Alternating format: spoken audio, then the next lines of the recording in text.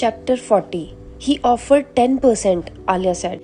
This was the first time she had spoken since entering the room at Hotel Anya. She had arrived 10 minutes after I had checked in and gone straight to the minibar. She drank 3 mini bottles of vodka, one after the other, like shots.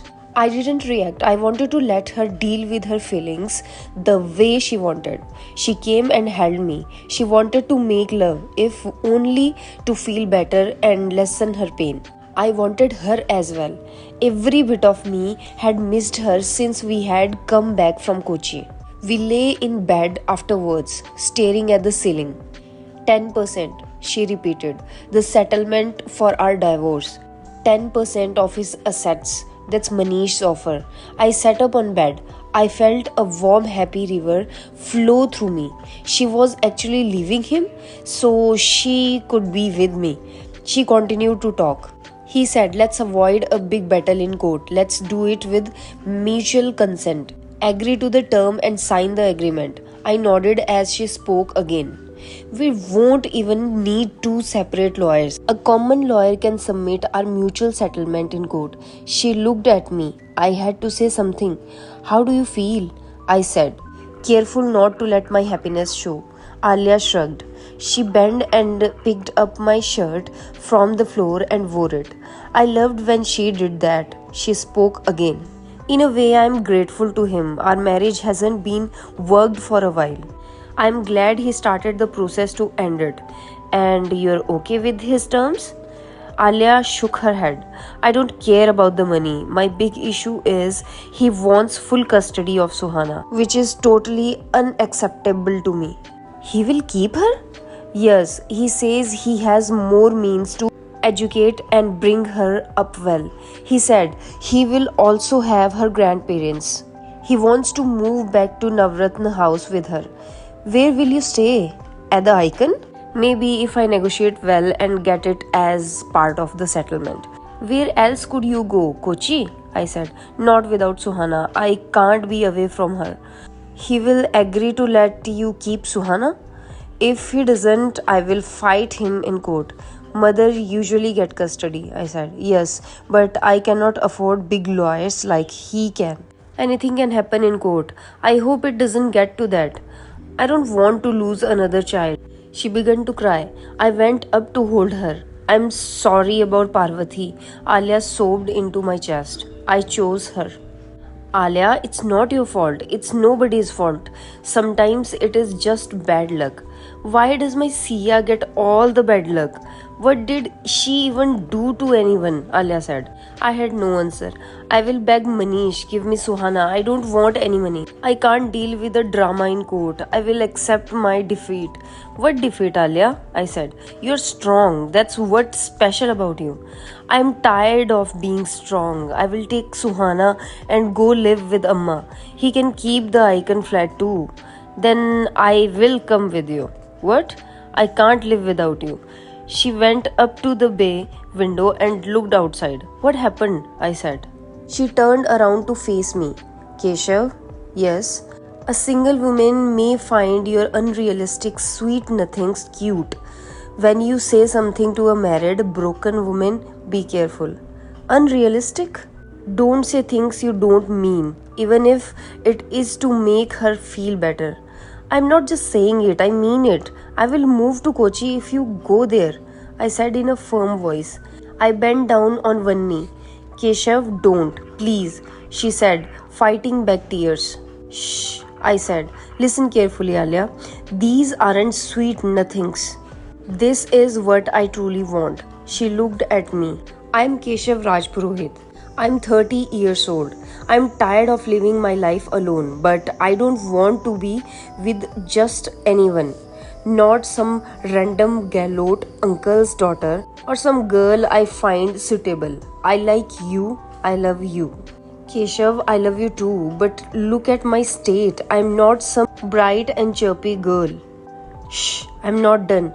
I don't want to be with someone who is always bright and chirpy. I want to be with someone real, someone who have also seen the dark side of life. So she can support me in the darkness moment. I love you because you are that. I want to be with you. I kissed her hand. I stood up and lightly kissed her lips. That's sweet, Keshav, but I told you before. I have way too much baggage. I will help carry your bags then. Don't worry, together we will have enough baggage allowance. Are you sure? Yes. What about your parents? We will invite them to our wedding. For sure, I said. What? She giggled. My parents will have to eventually accept our relationship. They have no choice. What about Suhana? She will be my daughter too. I already see her as that. She misses you a lot. Keep asking me when she can meet you. What do you tell her? I tell her let your mommy get some time with him first. What? Kidding. I tell her you will meet her soon. I hope so too. You will wait for me until my divorce mess is cleared. It may take a while. Of course, this is about the rest of my life. She came forward and kissed me. I will talk to Manish and this as soon as possible. I hope he is fair to you. Don't worry, I will get my due. And Suhana. That sounds like the strong Alia I know. You are my strength, she said. My phone rang in my pocket. Want to take that? She said, as I continued to hold her. No, I said. The phone continued to ring.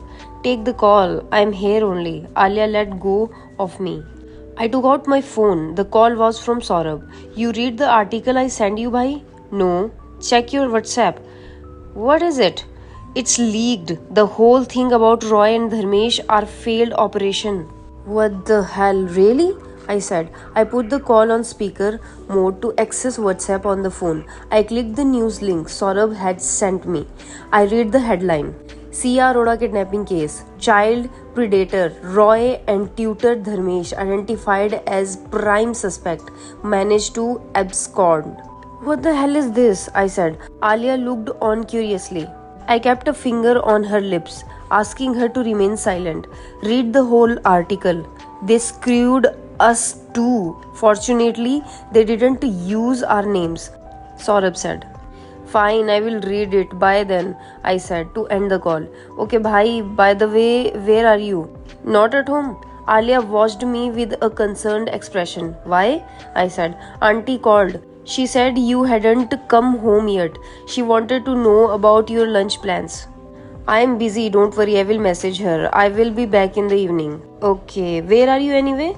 I came to get a haircut. You need until evening for that? I am getting other treatments. What treatments? Golu, let me read this stupid article. I will talk to you later. I disconnected the call. You could have made up a better excuse, Alia said. Whatever, let's go through this, I said. Alia and I read the article together on my phone. The Sia Arora case, which involved the abduction of the 12-year-old girl from her grandparents' Gurugram house last year, was recently reopened. The Gurugram police released the name of two suspects, Sia's tutor Dharmesh Kumar and another unknown person with the alias Roy, who the police describe as a middle-aged child predator.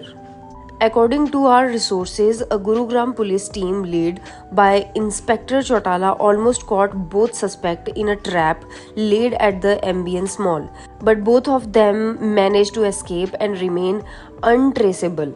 The police did not reveal the exact reason for the failure of that operation. However, our resources suggest two amateur private detectives appointed by the Arora family caused the bungling up of the entire operation. What is this nonsense? Alia said. I continued to read. Talking about the case, Inspector Chautala said, I feel bad that the suspects got away. However, the current development does finally remove any doubt cast on the Arora family, who are vilified in certain section of the media. Sia Arora was the fortunate victim of a pedophile ring, and that's the sad truth of the case. Aren't you stupid? Alia said. The police has leaked this to the media and they are blaming you even though you did all the work. They didn't leak it. They released it. It's official. Chautala gave his quotes, I said. It's false, Keshav, Alia said. They can't entirely blame you. Doesn't matter. I deserve it. I did screw up after all.